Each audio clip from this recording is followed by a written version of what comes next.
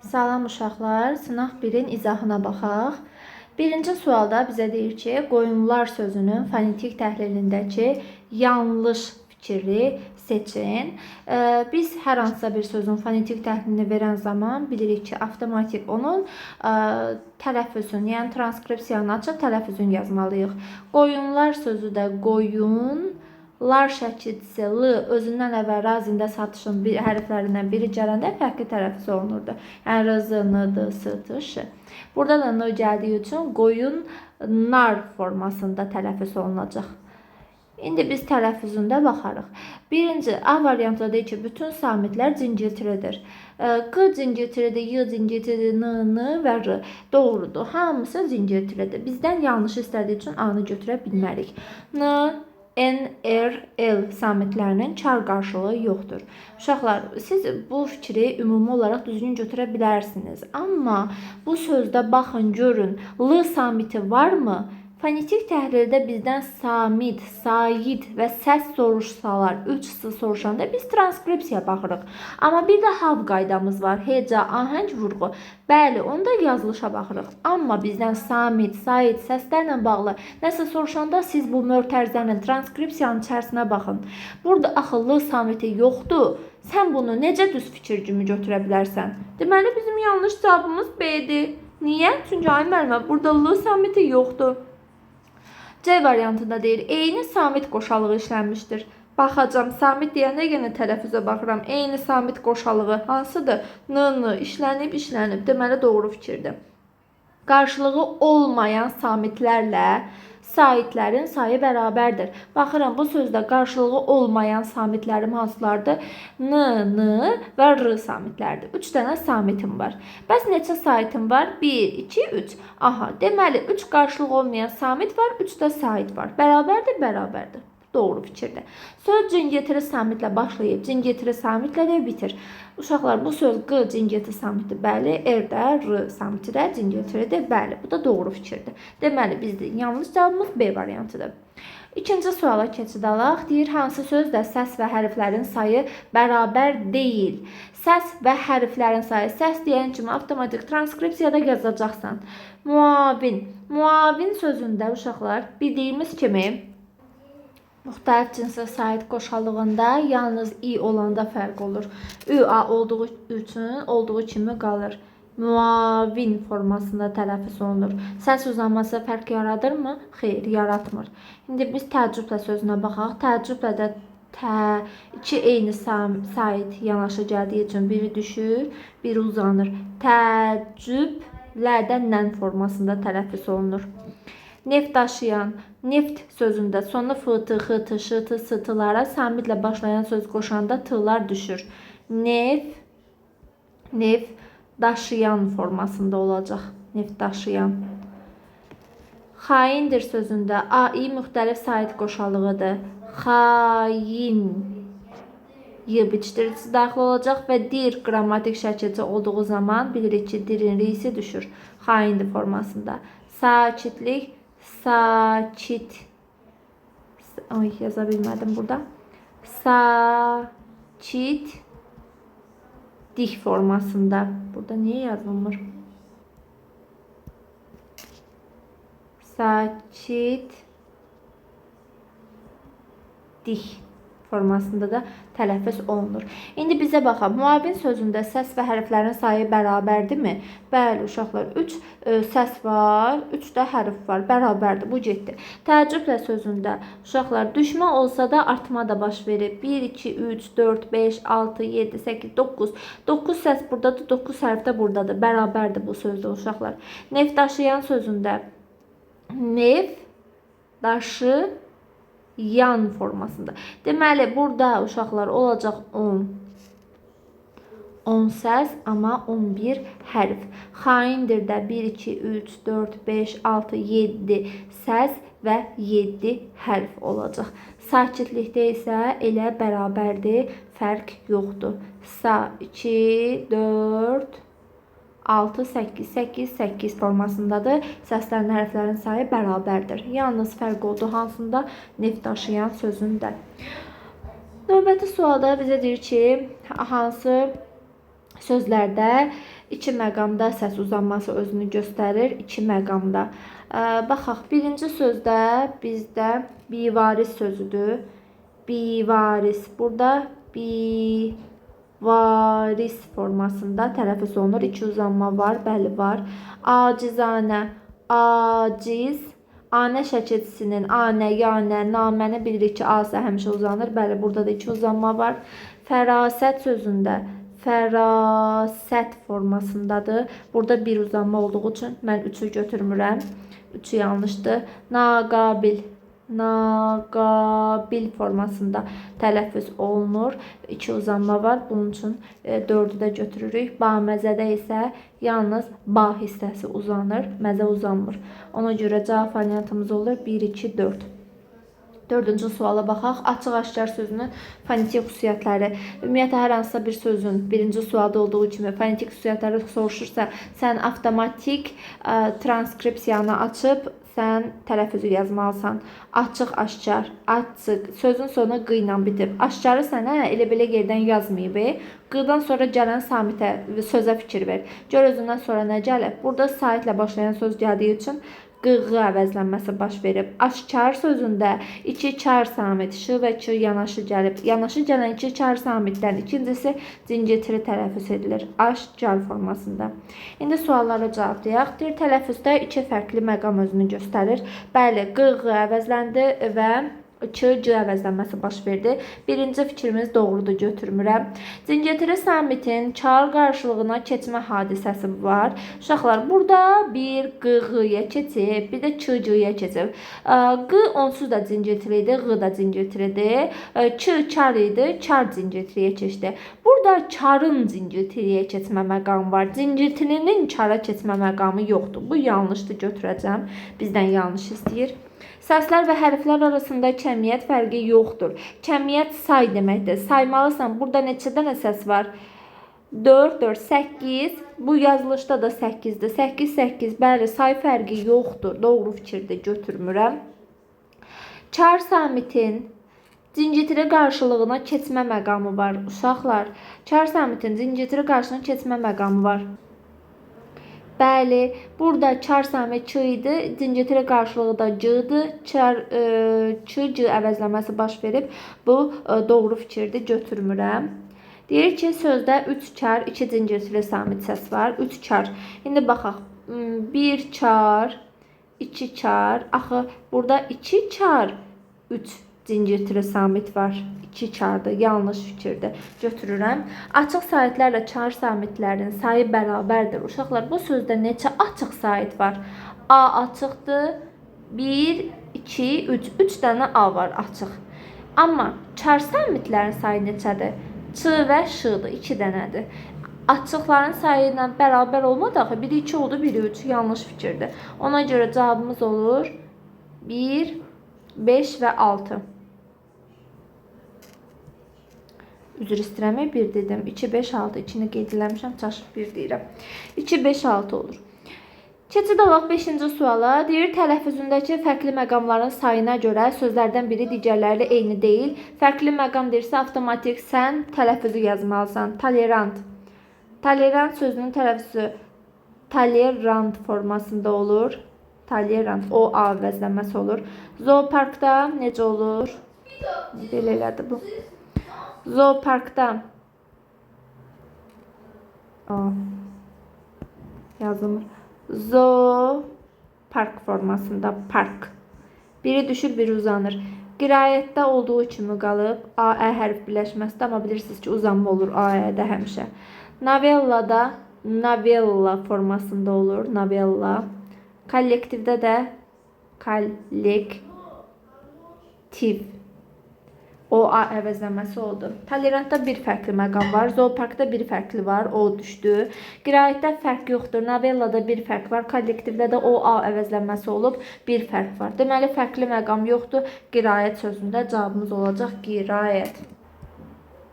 Növbəti sualımıza baxaq uşaqlar. Deyir ki, cərgələrdən birində eyni hərf müxtəlif səsi ifadə edir. Eyni hərf müxtəlif səsi ifadə edir. İndi biz tələffüzə baxmalıyıq əlbəttə ki. Mikro elə mikro olaraq tələffüz olunur. Uşaqlar, düzdürmü? Kolba isə kolba yazılır. Kolba formasında da tələffüz edilir. Eyni hərf, hər iki sözdə eyni hərf hansıdır uşaqlar? Əlbəttə ki, K hərfi. Deyir, müxtəlif səsləri ifadə edir. Xeyr, burada da K səsini ifadə etdi. Burada da K səsini ifadə etdi. Axı, eyni hərf, eyni səsi ifadə etdi burada. Ona görə mən bunu götürə bilmərəm. Gəlirəm, baxıram B variantına. Kirli tələffüz olunur, kirri. Möhürlü tələffüz olunur, möhür. R formasında. Hər iki sözdə eyni hərf hansıdır uşaqlar? R və L hərfləridir. R hərfi elə R kimi tələffüz olunur. Kirri forması, kirri. R kimi, L da R kimi. İkisində də uşaqlar eyni hərf, eyni cürə tələffüz olunur. Eyni səs ifadə edir. Ona görə bunu da götürə bilmərəm. Baxıram lakonik sözünə. Lakonik və qaristuk. Hər ikisində eyni hərf hansıdır? L və K hərfləridir eyni uşaqlar. L hərfi ilə L səsini ifadə edir, K hərfi də K səsini. Müxtəlif səsləri ifadə etmir, axı bu getdi. Dəstəyə baxaq. Dəy formasındadır. Xıştırıq. Dipçək də dipçək formasındadır. Burada da xıştırıqdır. Mən baxıram, dəstəklə dipçəyi yazılışında eyni hərflər hansılardır? Biri D-dır, biri Ç-dır. D və Ç hərfləri. İkisi də D səsini və xıştırıq səsini, yəni eyni səsləri ifadə edir. Bu da yanlış fikirdir. Sonra bizə verilib inatla sözü uşaqlar. İnatla. İnatla sözündə deməli olacaq inat nan formasında, inatla. Dərd D formasında tələffüz ediləcək. Burada eyni hərflər gəlin görək hansıdır? Eyni hərflər D-dır. Bir də L hərfləri eynidir. D hərfi burada inat, birində T-dır. Birində də T-dır, eyni səsi ifadə edir. Amma L hərfi birində N, birində isə D. Bəli, burada eyni hərf, yəni L hərfi müxtəlif səsləri ifadə etdi. Ona görə də bu variantı götürürəm. Uşaqlar, 7-ci suala bizə deyir ki, sual işarəsinin yerinə hansı fikirlər yazıla bilər? Baxırıq, sual işarəsi bizə 3 sözə aid düzgün fikirlər istəyir. Yəni, hər 3 sözə aid biz düzgün fikirləri tapmalıyıq. Səpin sözündə uşaqlar tələffüzü yazışla tələffüz fərqlənmir. Akademikdə də eləcə də fərqlənmir. Akademik formasındadır. Ç-nın K kimi tələffüzü də bilirsiniz ki, fərq yaratmır. Burmanın da yazılışına deyilişə fərqlənmir. İndi biz bunların üçünə də ortaq olanı tapmalıyıq. Deyir, həm açıq, həm də qapalı sahiblər var. Uşaqlar, səpində ə açıq, i qapalı, akademikdə a, e açıq, i qapalı, burmada da u qapalı, a açıqdır. Deməli, biri yaza bilərik biz hər üçünə. Çar samitlərlə Zingətiri samitlər, çar samitlərin sayı Zingətiri samitlərin sayından çoxdur. Uşaqlar, akademik sözündə bunlar ikisi çardır, K'lar. D-la M isə Zingətiridir. Burada axı çarla Zingətirin sayı bərabərdir. Və səpin sözündə də S-la P çardır, N Zingətiridir. Burada da çarların sayı əksinə çoxdur. Yəni, bu fikir ödənir səpin sözü üçün. Amma akademik sözü üçün ödəmir. Burma sözündə ümumiyyətlə çar samit yoxdur. Deməli, mən bunu yaza bilmərəm hamısına ortaq. Sözlərdə səs dəyişməsi var. Uşaqlar, akademikdə, səpində, burmada heç bir sait və yaxud da samit fərqli tələffüz edilmir. Ona görə 3 də yanlışdır. Səs artımı baş verməmişdir. Bəli, səs artımı burada hər hansı bir səs artımından söhbət gedə bilməz hər üç sözdə. Doğru fikirdir. Sözlər ahəng qanuna tabe edir. Səpinlə vurma ahəngə tabe olduğu halda akademik ahəngi pozub. Niyə? Çünki A qalındır. Cavabımız olacaq 1, 4. Bizdən doğru fikirləri istəyir. 8-ci suala baxaq. Sözlərin fonetik xüsusiyyətlərlə bağlı uyğun fikirləri istəyir. Uşaqlar, belə suallarda diqqətli olun. Çox yaxşı bildiyiniz sual fonetikadan çox yaxşı bildiyiniz qaydalar ola bilər, amma sizi yanıldarlar eyleri və yaxud da klaster suallarında. Sizə ələhlənmək və qidalanmaq sözü verib və hər iki sözə aid ortaq fikir verib. Təsəvvür edin ki, klasterdə sadəcə cədvəl formasındadır. Ona görə də siz bu tipli suallarda çox ehtiyatla işləyin. Baxın, görün, birinci fikir ikinci üçündə doğrudur yoxsa yanlışdır. Baxaq. Ələhlənmək sözünün tələffüzü necə olacaq? Ələk, xışdırıq, lənmək formasına, ələhlənmək formasına tələffüz olunacaq. L-dan əvvəl l o halda dəyişir ki, razında satışın hərflərindən biri gəlsin. Axı burada ç gəlib, ona görə dəyişmir. Qidalanmaq sözündə də qidalanmaq formasında tələffüz edilir. Deyir ki, ələhlənmək sözünün altında yazılıb ki, tələffüz fərqi yalnız samitlərdə özünü göstərir.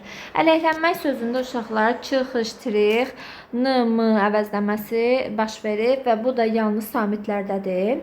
Baxın görüm, qidalanmaq sözündə də bu var ya yox. Qidalanmaqda da fərqli olan n-nı m-ya keçməsi, q-nı x-ya keçməsidir. Bu da yalnız samitlərdə özünü göstərir.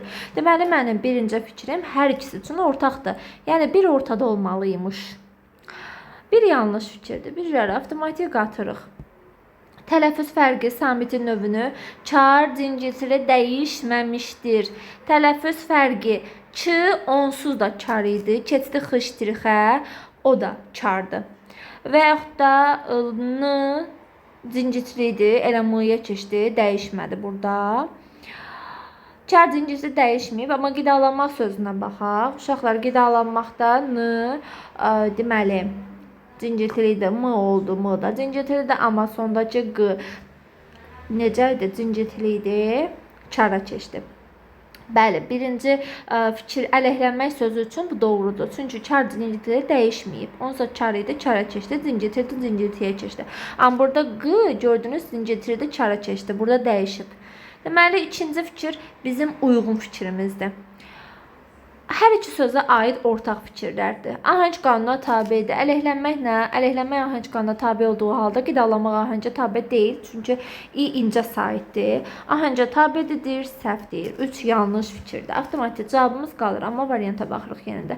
Eyni samit qoşalığı özünü göstərir. Ələhlənməkdə eyni samit m-mıdır. Qidalanmaqda da m-mıdır. Doğru fikirdir. Söz çar samitlə bitir. Bəli, uşaqlar, xışdırıq ələhlənmək sözünə xışdırıq çardır. Qidalanmaqda da x çardır.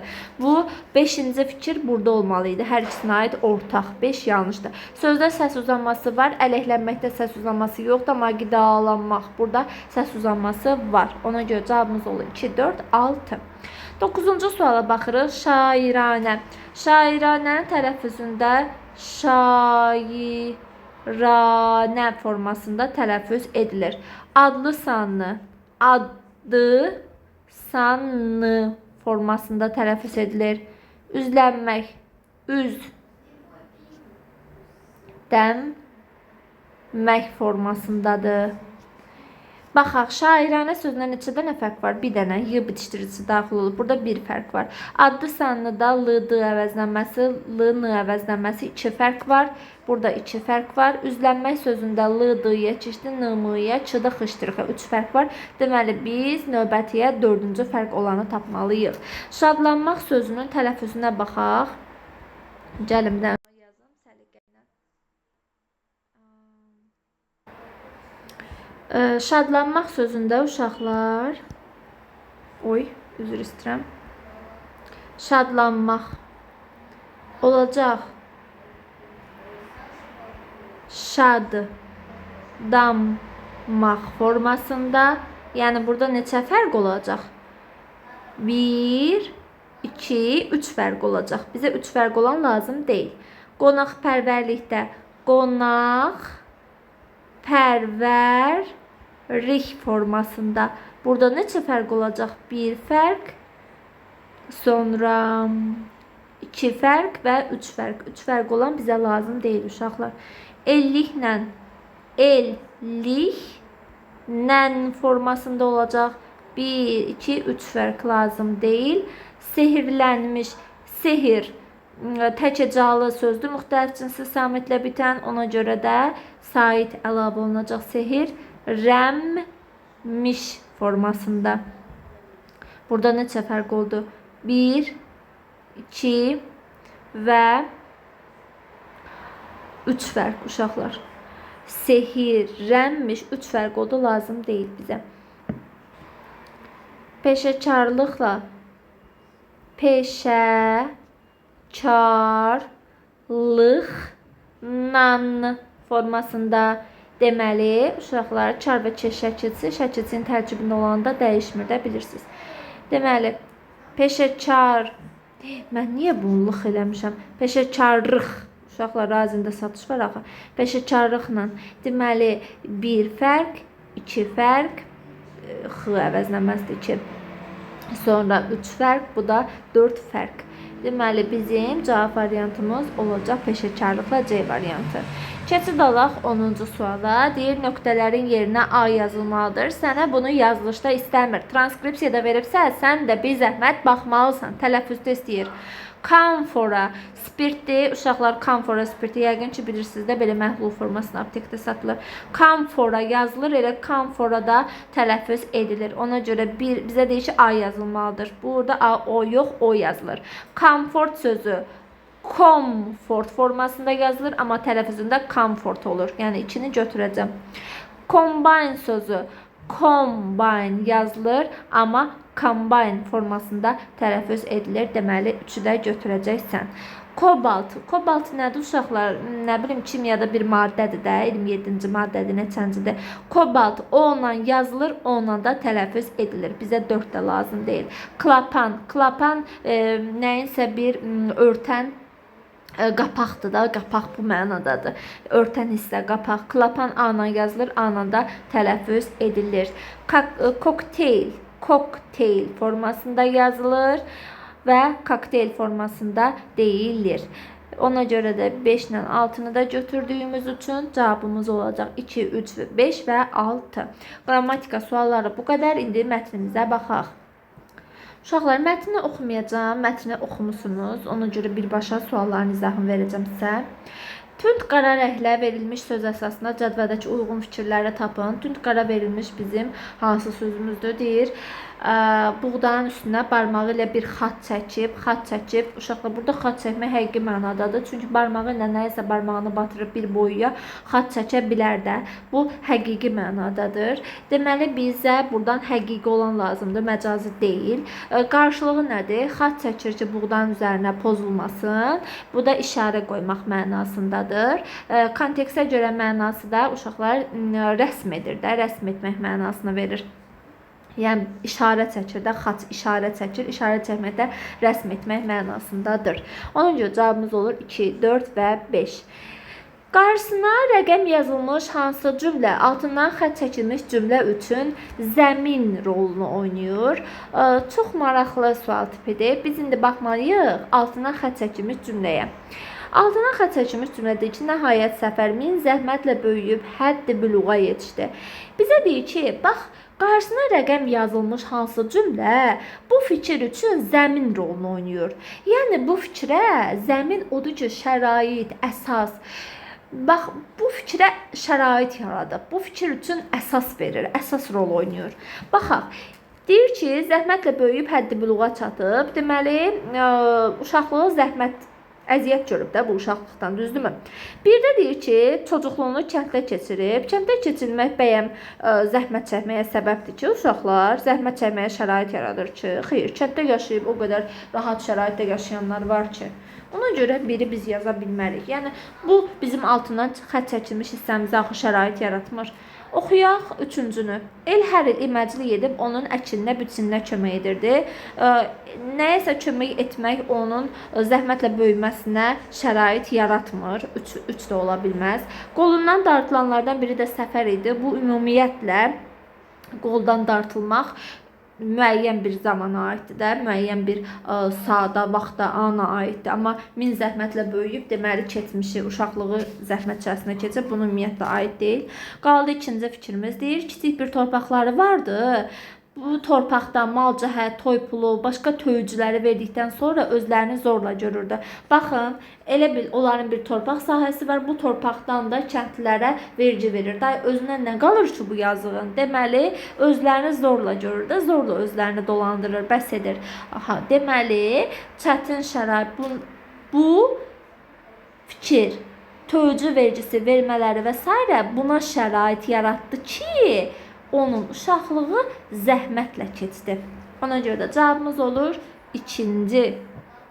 Hansı plan bəndi mətnin əsas hissəsinə aid edilə bilməz? Səfərin qaçaq olub dağlara düşməsi.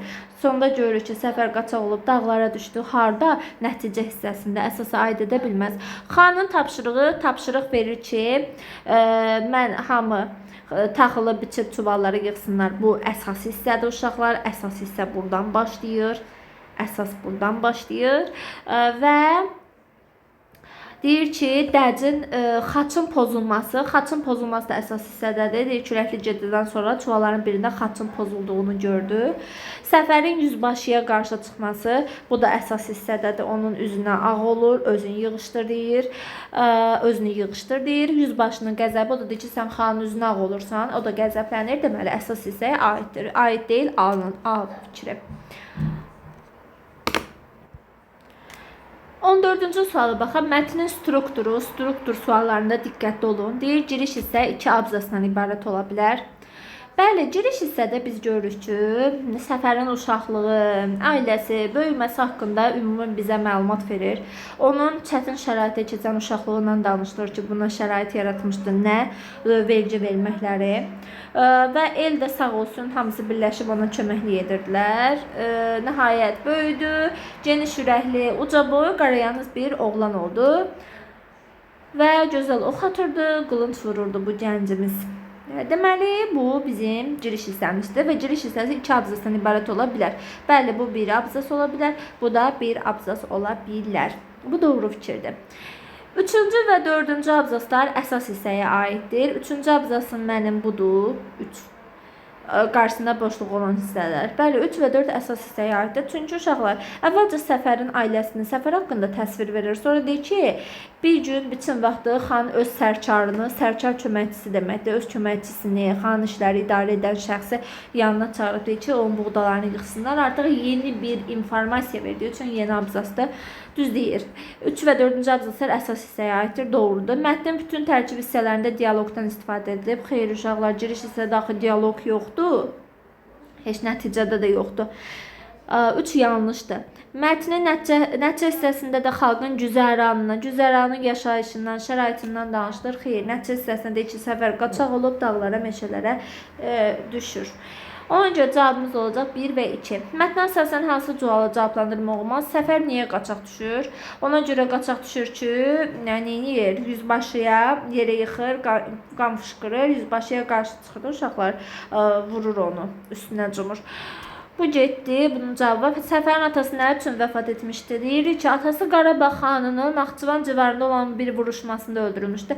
Deməli, bilirik ki, vuruşmada öldürüldü. Bunun da cavabı var. Yüzbaşı nə üçün Səfəri döydürmək istəyirdi? Deyir ki, sən xanın üzünə ağ olursan, xanın üzünə ağ olduğu üçün döydürmək istəyirdi uşaqlar. Bunun da cavabı var. Yüzbaşının əməlinə başqa kimlərə etiraz etdi? Çox təəssüf ki, biz yalnız Səfərin etirazını gördük, başqalarının yox. Bu sualı cavablandıra bilmərik. Yüzbaşı nəyə görə əsəbləşmişdi? Çünki o xanın üzünə bozarmışdı ona görə. Hansı nümunədə qarşısına üçbucaq işarəsi qoymuş ifadənin qarşılığı işlədilməmişdir? İşlədilməmişdir. Diqqətli olun. Üzünə ağ olmaq odur ki, cavab qaytarmaq ola bilər.